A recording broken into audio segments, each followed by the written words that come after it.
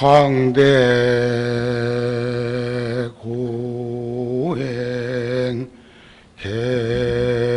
개수습 하사대 일야정근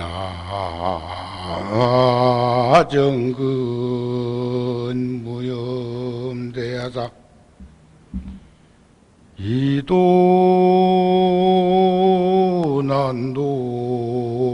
사자후로 포화중생 시기행 이로다.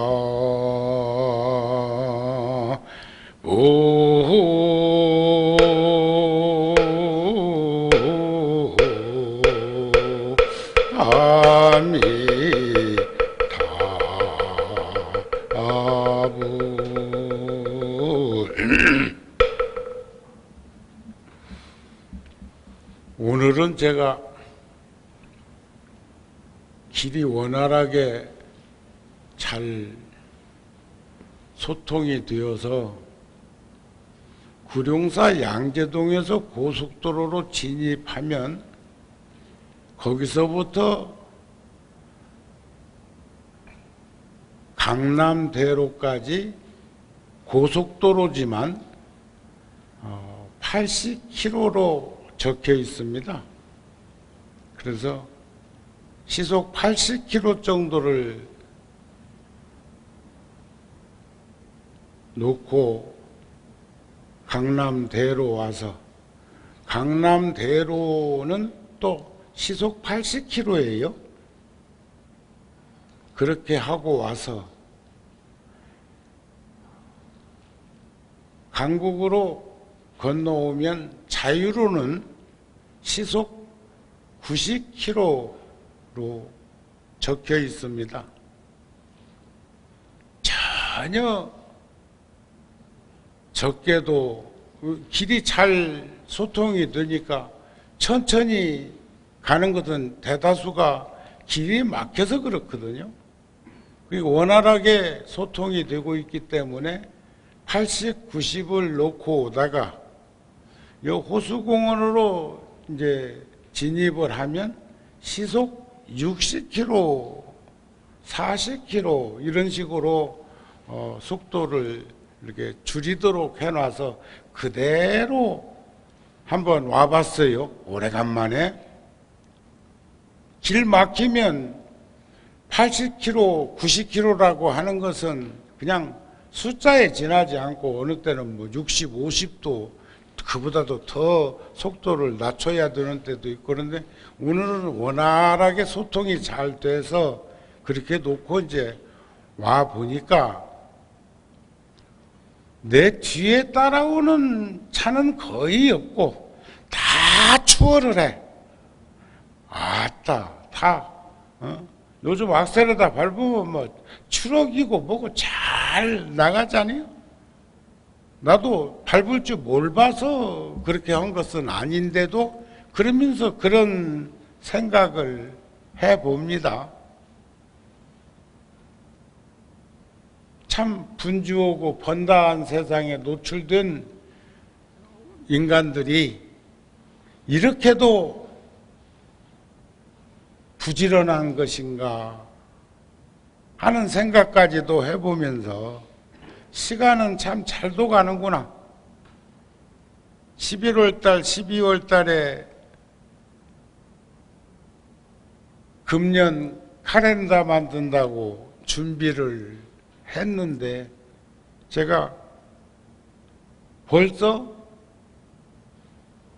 3월 달 일정표를 짤 수밖에 없는 내 현실을 보면서 3월 달에는 내가 열애사 언제 올 수 있나 하고 잡아보니까 양력으로 3월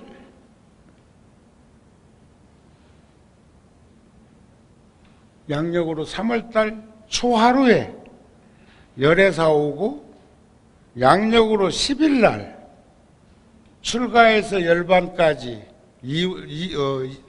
2월 8일 날이 출가일이고 2월 15일이 열반제일이니까 출가에 갈 수 있나 열반제일에 갈 수 있나 하고 해보니까 출가제일 때 열애사를 다녀가는 게 좋겠고, 또 매주 일요일마다 법표가 있는데 그 중에 첫째 주는 종범 스님께서 늘 해주고 계시니까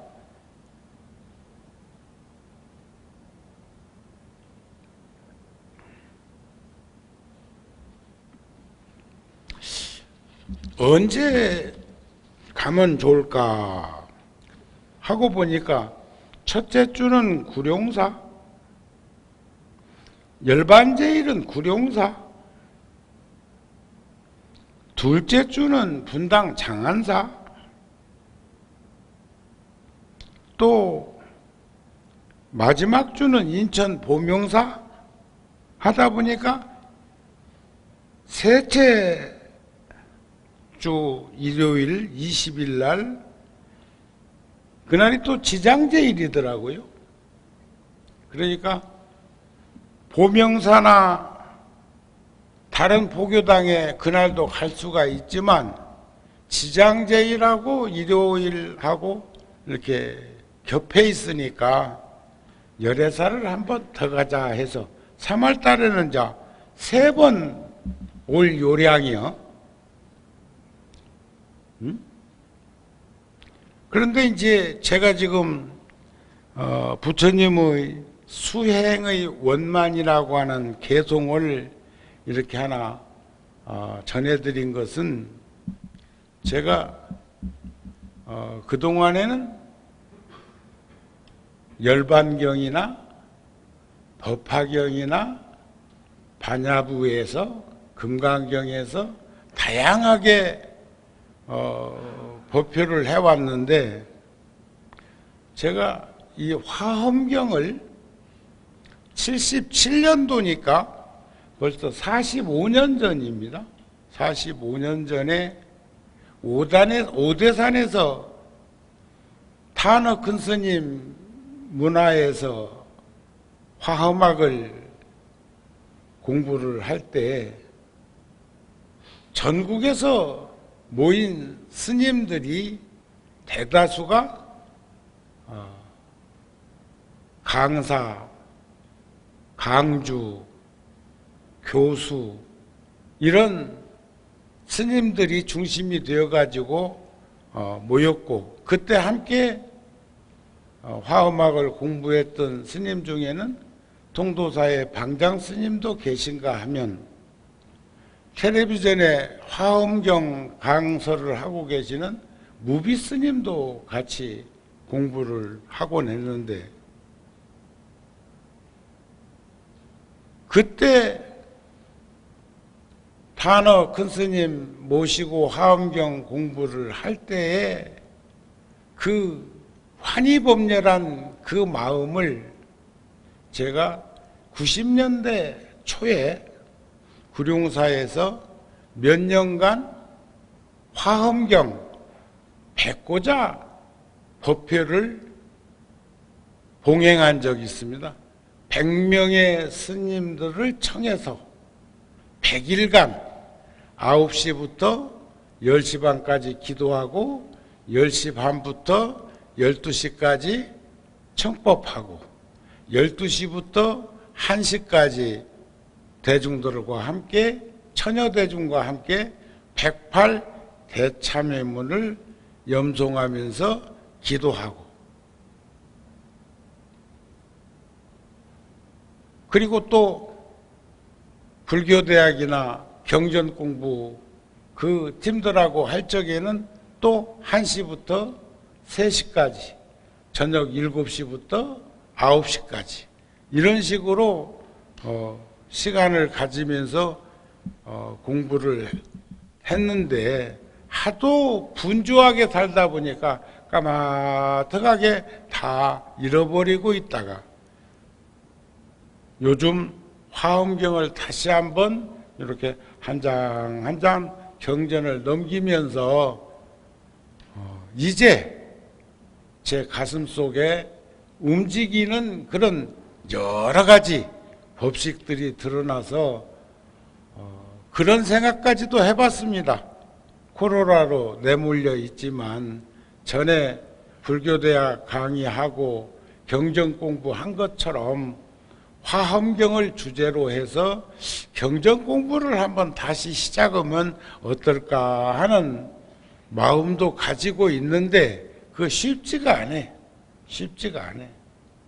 이렇게 좋은 열애사에도 이렇게 큰 법석을 이룰 수 있는 법당이 있음에도 코로나에 내밀려 가지고 그래도 뭐 동지나 그래도 입춘 때 보니까는 굉장히 많이 오셨던데 그 위실력과 가피력이 어디서 나오는 것인지는 모르겠지만 여하튼 뭐 오늘 아침 뉴스에도 보니까 코로나 바이러스로 인해서 사망하신 분이 7,000명이 넘고 그 중에는 뭐 코로나 안 걸렸어도 돌아가실 기저질환자가 있기도 하고 그랬겠지만 여하튼 간에 태어나는 숫자 비례해서 돌아가시는 분도 있는 거니까 그것은 뭐 꼭 그렇게 찝어서 뭐 몇천 명이라고 하는데 매몰될 일은 아니다 싶으면서도 여하튼 7천 명이 넘는 분들이 2년 동안에 코로나 바이러스로 인해서 세상을 떠났다고 하는 것이 복지부의 통계라고 생각이 되는데 요즘은 뭐 5만 명도 넘게 지금 매일 오미크론에 감염되고 있다고 해서 제가 한번 그놈하고 얘기를 좀 해봤어요. 왜 그러냐.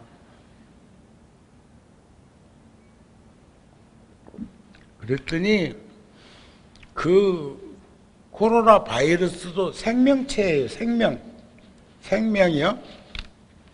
그러니까 앞에 델타나 이런 걸로 너무 심하게 우리 입장에서는 전염되는 거고 그런 입장에서는 자손번성하는 거고 그렇잖니?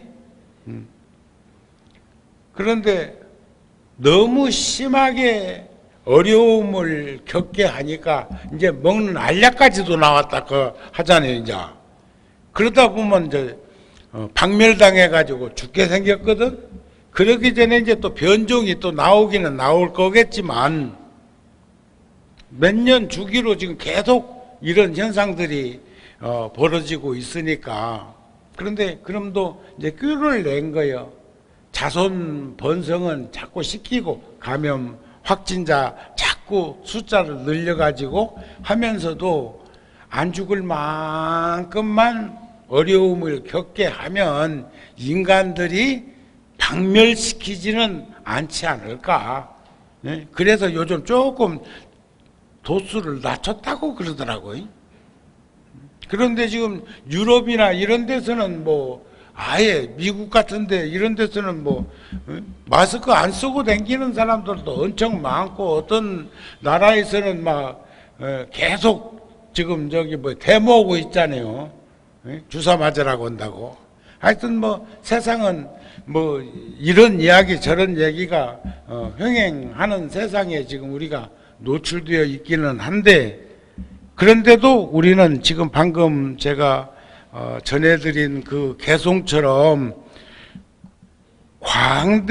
광대무변한 고행을 다 닦으시며 밤낮으로 정근해서 진지한 삶을 통해서 게으름이 없으니 제도하기 어려움을 이미 제도한 사자후로 중생들을 널리 제도함이 그 행위로다.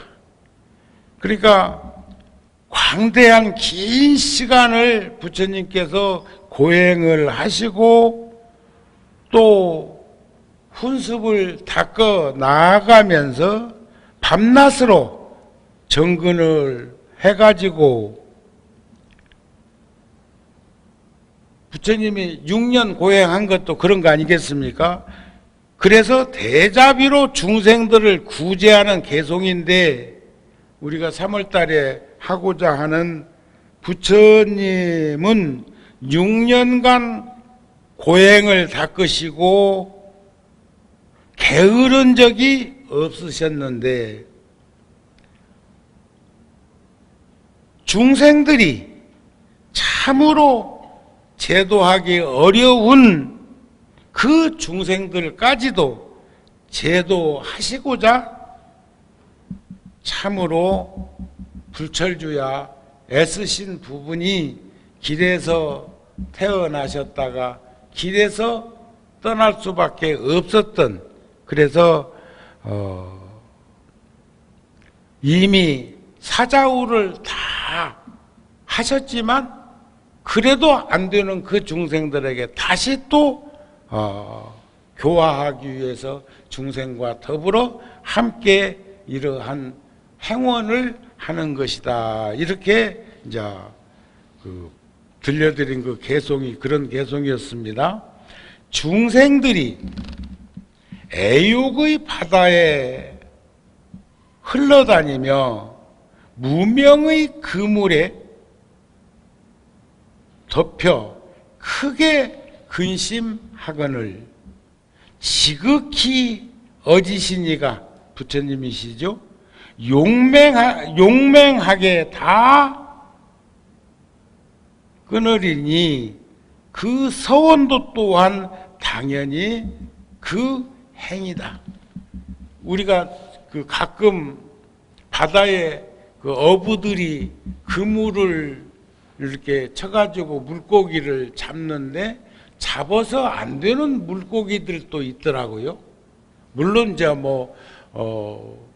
산란기에 바닷개 같은 것도 사이즈가 얼마 작은 것 이런 것은 도로 이렇게 물속에다 바닷속에다가 도로 놓아두는 그런 영상도 본 적이 있기는 합니다만, 예를 들어서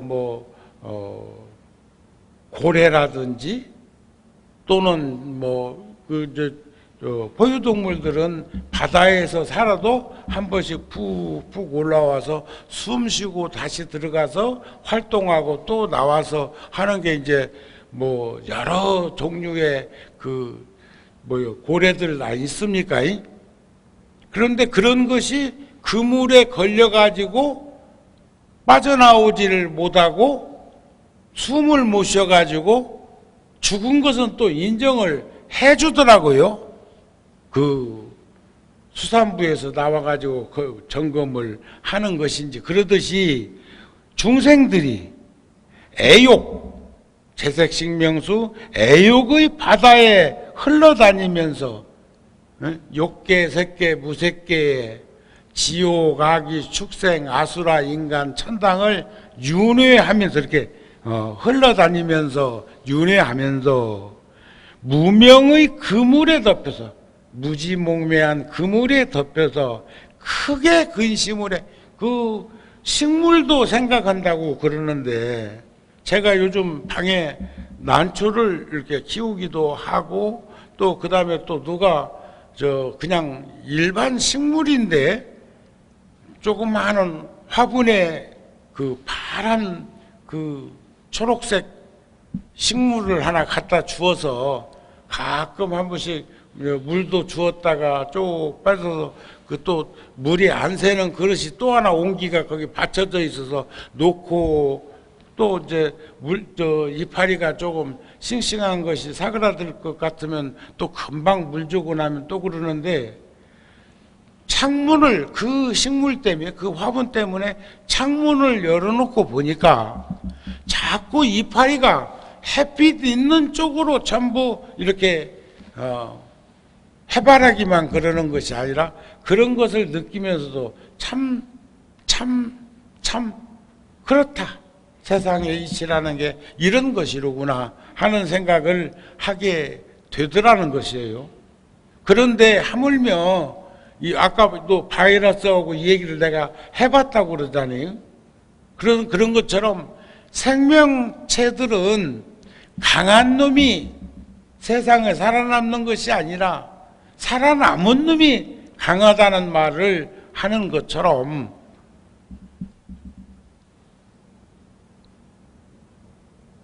바다에 있는 물고기든 들짐승, 날짐승 할 것 없이 다 생각이 있는 것은 지오그래픽 그 방송이나 BBC 그 영국에서 그 자연 다큐멘터리 촬영해 놓은 것이나 또는 저녁 시간에 KBS에서 저녁 공양하고 저녁 예배를 하기 전 시간에 토요일 날, 일요일 날 말고 토요일 날 같은 경우는 한 1시간 정도 하는 것 같고, 그리고 평일에는 5시 반쯤에 그 동물의 왕국인지 뭔지 나올 때 이렇게 틀어놓고 힐끔힐끔 보다 보면 자연의 섭리라는 것이 이렇게 진행되고 있고 다 서로가 생존 법칙에서 이렇게 살아남고 이렇게 전달되고 이렇게 뿌리내리고 있구나.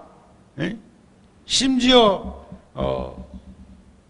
원숭이가 아마존 유역에서 큰 열매에 있는 씨를 깨기 위해서 꼭 유인원이 그런 것만은 아닌데 그 씨앗을 바위에다가 온팍 파인 데다가 갖다 놓고 머리만한 돌을 갖다가 들고 깨는 걸 보면 어쩜 인간들도 신석기, 구석기 저 수만 년 전에는 그러한 진화 과정을 겪으면서 현재의 이 모습으로 지나던 것이 아니었을까 하는 생각도 들어지더라, 그런 말입니다. 중생이 된 병이 무수히 많고 많지만 그 중에서도 가장 큰 병이 탐욕과 분노와 어리석음이라는 거죠. 탐진치, 삼독을 우리가 중생들이 가장 큰 병이라고 그러는데, 저는 개정의 사막으로 다스리는 묘약이 있는데 그걸 모르는 사람들에게 꼭 들려주고 싶은 건, 분노, 화내는 것은 욕심이 많은 것만큼 반비례로 화가 난다는 거예요. 화는 다 날 수가 있는데 욕심들 다 있으니까, 중생이 욕심 없는 사람이 어디 있습니까? 정우 스님 욕심 없다고 그러니까 불자들이 피식피식 웃어. 그런데 그건 큰 욕심인데 열반경에서는 그것을 원력이라고 표현했어요. 원력. 열애사 지은 게 욕심 때문에 지었나요? 이렇게 잘 지어놓고 내가 왜 여기 와서 안 살았까? 여기 와서 살았으면 구룡사 불자들이 상처받아 갖고 망했을걸?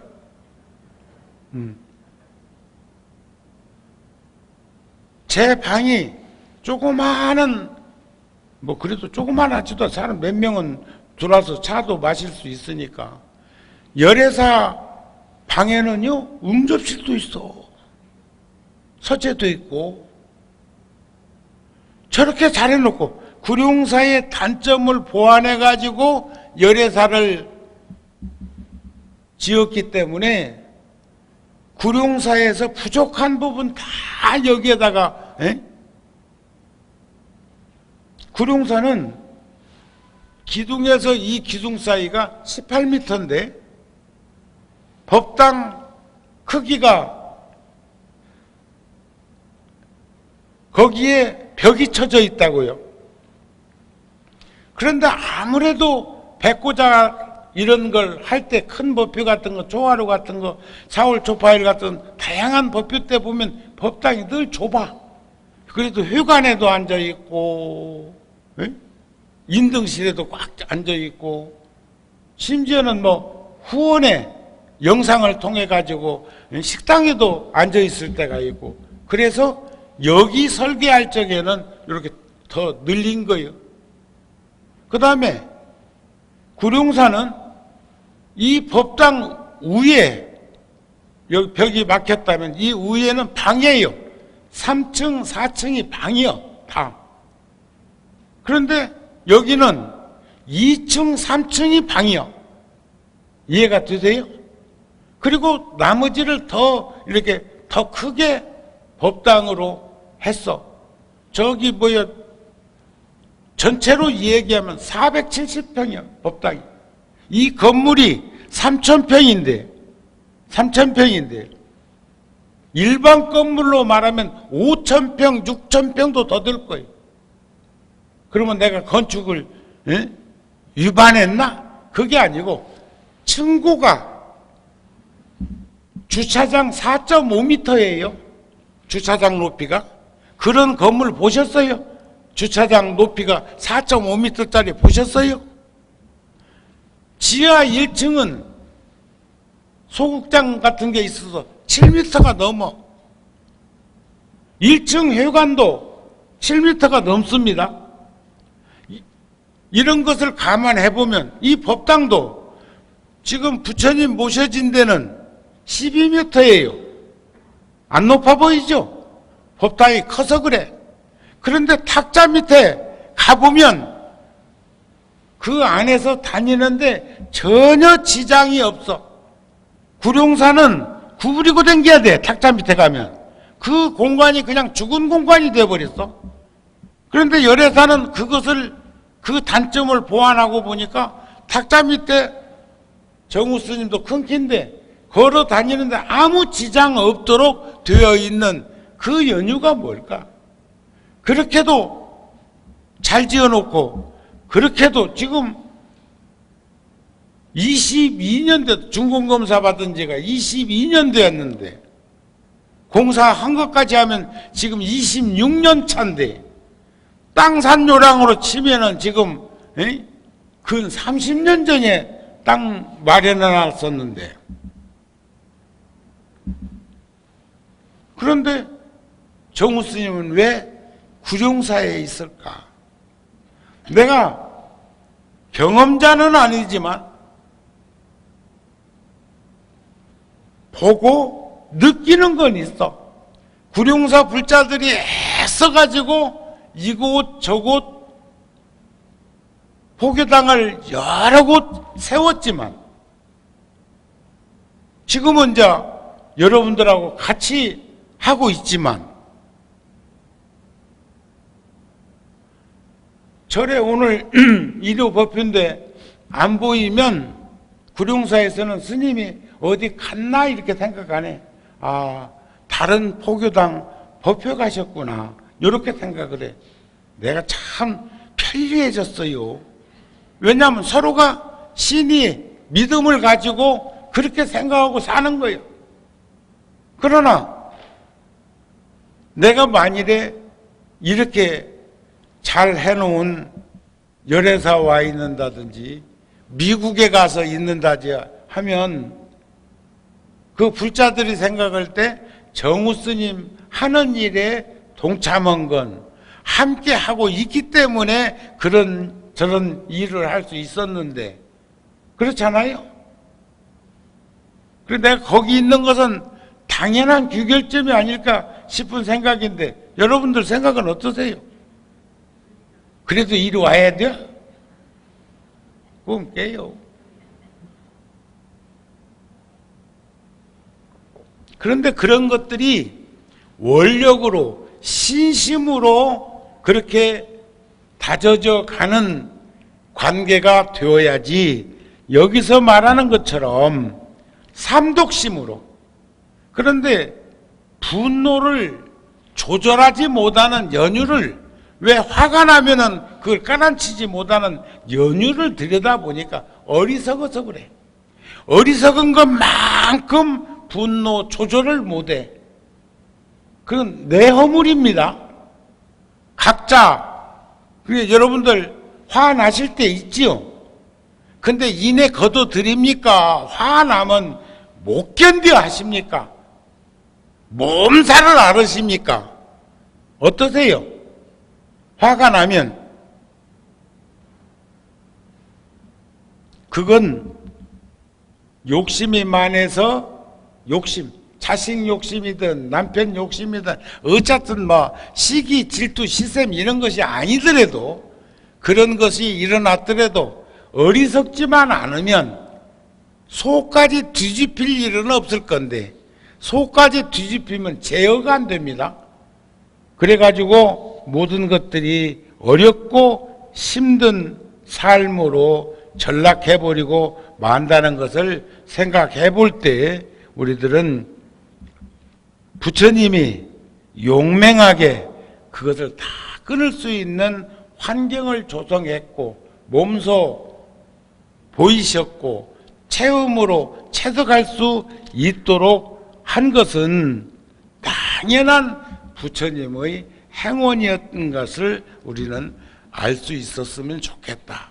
이런 가르침이 저한테 와서 깊이 인식되는 것 보면 제가 아마 남은 시간들 옛날에 미당 선생님이 70년대 뵈니까 그런 말씀을 하시더라고요. 미당 서정주 선생님이 소년 시대 때는 절에서도 살았어요.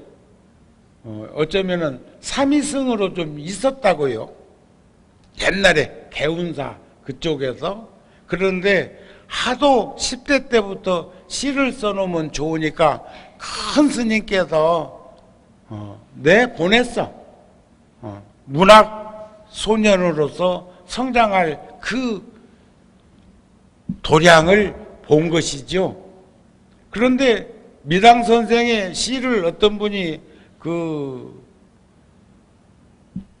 나누어 가지고 교판한 것처럼 하는데 뭔 말씀을 하느냐면 미당 선생은 소년 때는 부정적인 시를 많이 썼대. 그러다가 30대 되면서 긍정적인 시를 많이 썼대. 그 다음에는 50대, 60대 가가지고는 부정과 긍정을 함께 구사하는 시를 썼대. 그러더니 만년에는 대긍정의 시를 쓰시더라. 예를 든다면 어떤 여인이 하루는 집에 와서 찾아와가지고 남편 hö갑시 하나 써달라고 두툼한 봉투를 하나 내놓고 부탁을 하는데 써줘 안 써줘? 그런데 그 심사를 글로 남겨놓은 게 있어요. 어느 날 아침 한 여인이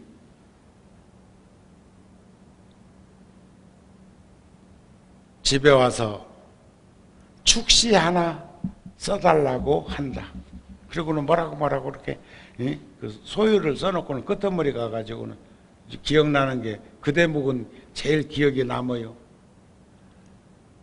이런 예편네 날마다 대문 밖 전봇대처럼 줄 서 있었으면 좋겠다. 그러니까 대긍정이야 그건. 와, 저도 그 시를 청년 때 보면서 깜짝 놀랐어요. 저기 설악산에 계시던 오연 스님께서 쓴 시 중에도 그런 시가 있습니다. 벼락 맞을 놈은 난데 뜰 앞 대추나무 내 대신 벼락 맞고, 이런 시도 있어. 그런가 하면 그 스님 시 중에 내 나이 60 즈음에 70 먹으니 만나면 죽을 일만 남은 일하고 어른 대접 해 드렸는데 내 나이 80 즈음에 70 먹으니 만나니 어리다. 버리장머리 없이 어리다. 스님 시예요. 스님 시. 내 시가 아니고 설악산 백담사에 사시던 스님의 시가 그런 시가 있어. 당신이 한 60쯤 됐을 때는 7, 80 먹으니 만나면 어른 대접 해드렸다 이거예요. 그런데 내가 막상 한 80쯤 되었을 적에 후배지 한 70 먹으니가 와가지고 이 얘기하는 폼새가 어리다. 나이값도 못한다 그 말이야. 어리다. 버리장머리 없이 어리다. 굉장하잖아요.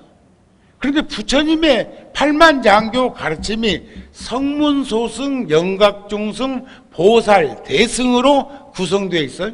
그리고 일불승, 이 화엄경. 그러니까 성문소승은 부정적이요. 가르침이. 고진멸도, 고. 그런데 연각중승은 12연기법이에요. 연기법. 이것이 있으므로 저것이 있고 저것이 멸함으로 이것이 뭐라는 연기설법이라고. 그건 긍정적이에요. 그 다음에 보살 대승으로 가면 부정과 긍정이 함께 놓여 있어. 취사 선택은 내가 하는 거예요. 보시 얼마나 좋은 일이. 그런데 보시는 인색한 사람은 죽었다 깨나도 못해요. 지혜로운 이가 보시를 할 수가 있어. 지혜가 근본이지만 그 지혜가 구성되어가는 과정은 바람일다로 드러나는 현상을 얘기하는 것이니까 아까도 얘기했잖니. 욕심 때문에 화가 나는데 분노가 조절 안 되는 건 어리석어서 그렇다.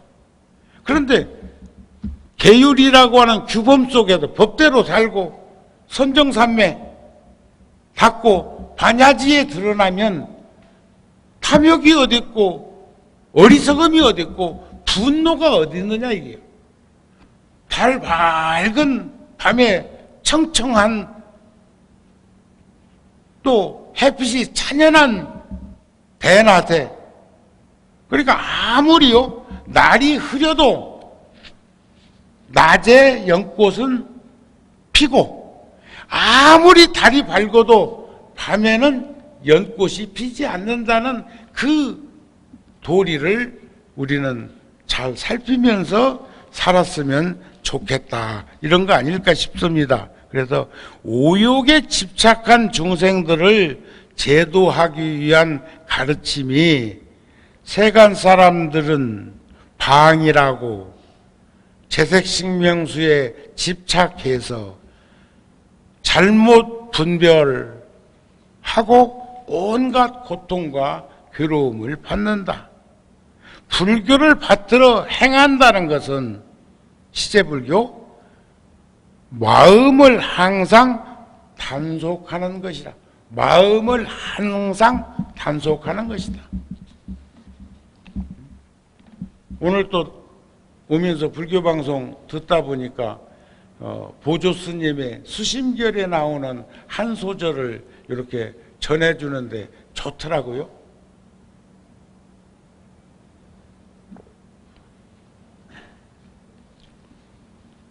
마음이니 부처니 자성이니 심성이니 영혼이니 혼백이니 벨벨 소리를 다 해도 여기서 말하는 마음을 항상 단속하는 것이 수심이에요.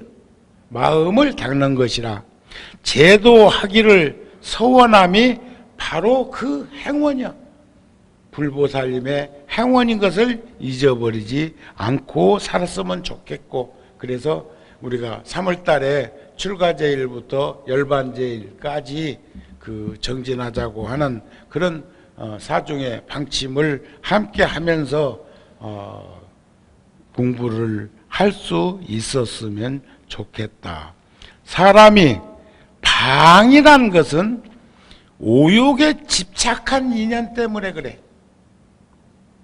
사람이 게을러 빠진 것은 재색, 식명수에 집착한 인연이요.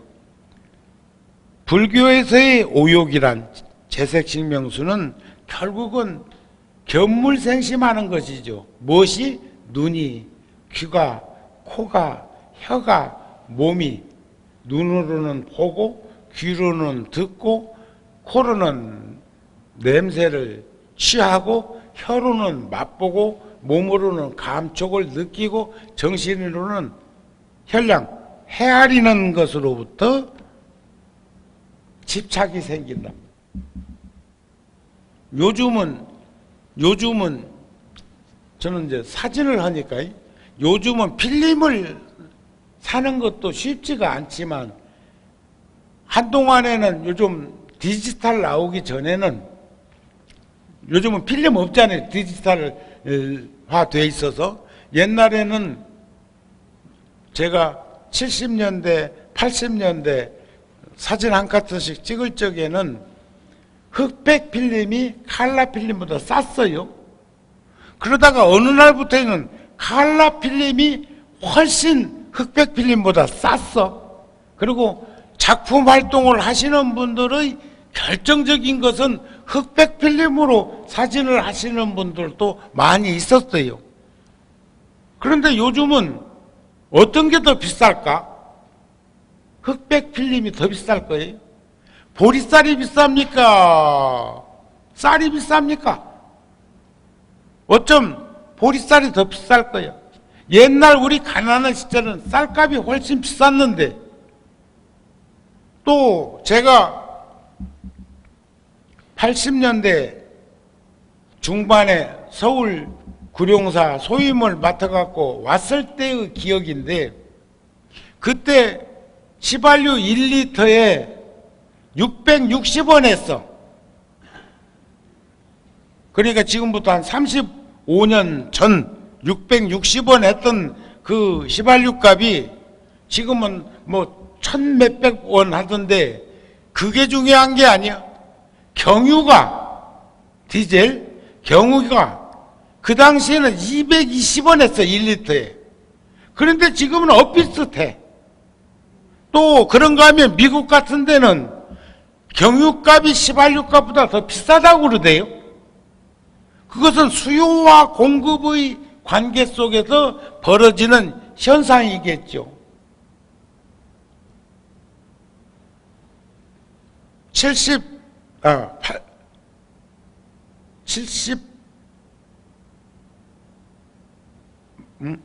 87년도인가요?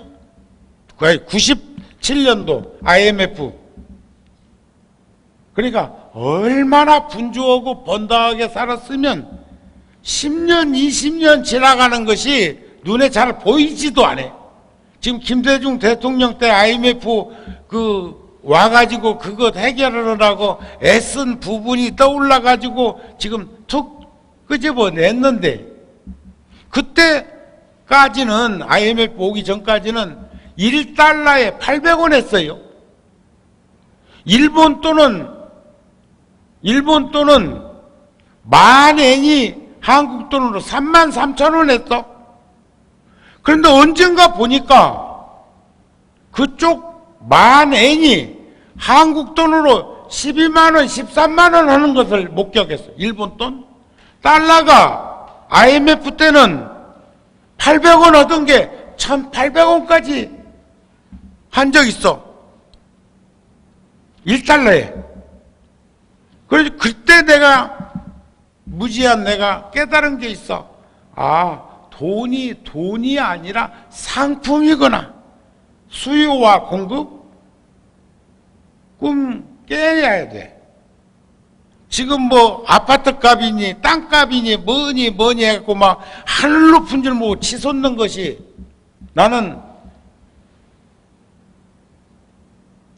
그런 생각합니다. 모질해가지고 땅 살 사람은 많은데 땅은 없고, 집 살 사람은 많은데 집이 없어서 오르는 게 아니고, 나는 돈이 너무 많이 풀려가지고 이런 현상이 일어난 것이 아닐까 하는 생각도 해본다고요.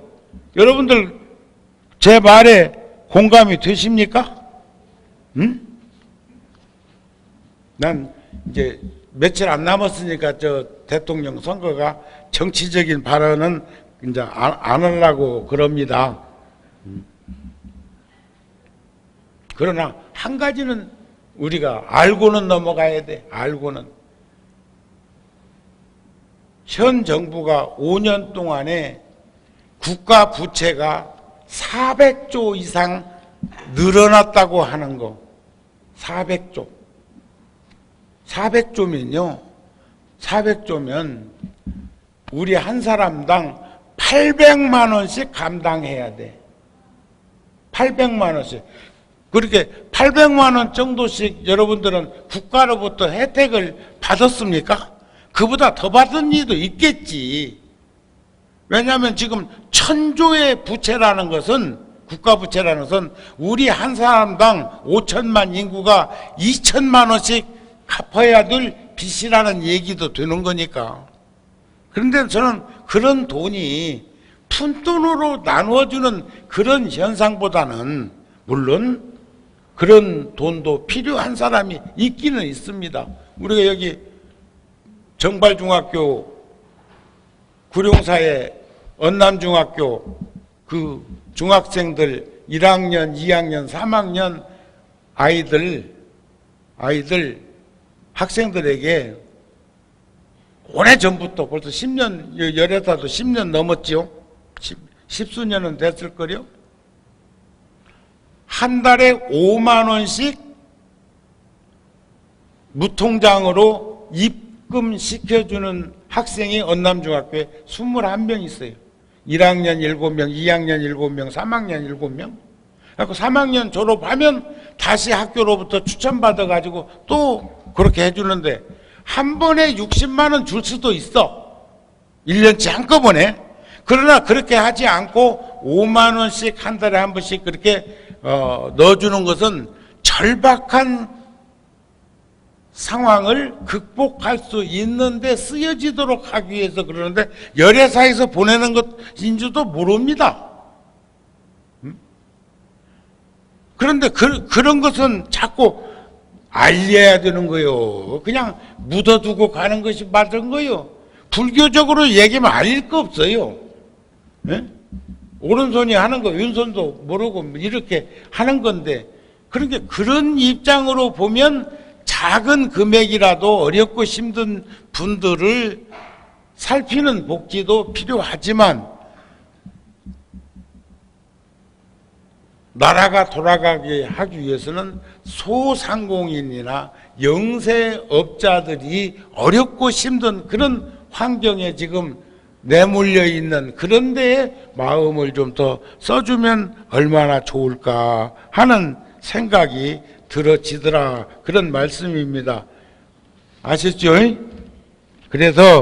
그래서 불교를 받들어 행한다는 것은 마음을 항상 단속하는 것이다. 그래서 우리가 불교를 믿고, 우리가 신앙인이 아니고 신행인, 믿고 행하고자 노력하는 것은, 여기서 말하는 불교를 받들어 행한다는 것은 마음을 항상 단속하는 것이다. 불교 공부는 탐짐치 삼독과 방일과 오욕에 찌든 그 마음이 함부로 흘러다니지 않도록 단속하는 것이 불교 공부다. 이렇게 아시면 좋겠고, 제가 아까 말씀드린 것처럼 정상적으로 속도 위반하지 않고 자동차를 운전해 갖고 여기 오는데 큰 시간 더 걸리지 않고 온 것은 소통이 원활했기 때문에 올 수가 있었는데, 그렇게 악세사를 밟아가지고 그렇게 막 길을 그냥 휘젓고 간다고 하는 그 인생이나, 우리가 이렇게 진지하게 한 걸음 한 걸음 나아가는 삶의 현장처럼, 그런 우리가 제가불자로서도 정진을 하면서 살아갈 수 있는 내 모습을 잃지 않는 것이 바로 단속하는 것이 아닐까. 그런데 그 단속 범주는 탐짐치 삼독이라면 개정의 사막으로 단속하는 것이 최고라는 명약이라고 하는 그런 가르침들을 우리가 실행에 옮기면서 나아갈 수 있는 그런 불자들이 되었으면 좋겠고, 자꾸 내몰려 가지고 흔들리지 말고 우리가 열심히 살아가는 현장 속에서 열심히 살면 면역 체계도 강해질 거니까, 그런데 흔들림 없이 살아갈 수 있도록 서로가 서로를 살폈으면 좋겠다는 말씀으로 오늘 법회 마치겠습니다. 성불하세요.